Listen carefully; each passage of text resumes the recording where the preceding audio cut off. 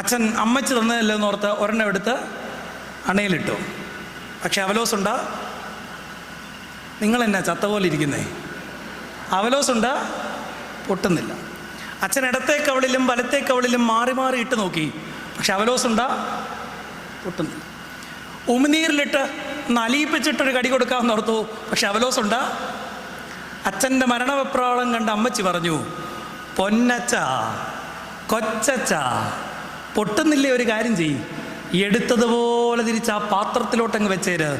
മുൻവികാരിമാരും ഇതൊക്കെ തന്നെയാണ് ഇവിടെ. ഇന്ന് ആള് കുറഞ്ഞതിനെ പ്രതി ഭദ്രാസന സെക്രട്ടറി അച്ഛൻ എന്നെ ഒന്ന് സങ്കടപ്പെടാതിരിക്കാൻ വേണ്ടി അച്ഛൻ പറഞ്ഞു, രാവിലെ ധ്യാനം കൂടിയത് കൊണ്ട് മനുഷ്യർ നന്നായി പോയത് കൊണ്ടാണ് ചിലപ്പം. അതുകൊണ്ട് കാതോലിക്ക ബാബാ തിരുമനസ്സുകൊണ്ട് തൊട്ട് മെത്രാപ്പോലിത്തന്മാർ തൊട്ട് വിവിധ നിലകളിലുള്ള ശ്രേഷ്ഠരായ വൈദികരൊക്കെ വന്ന് ഇന്ന് സമാപന ശുശ്രൂഷയ്ക്ക് എഴുന്നേറ്റ്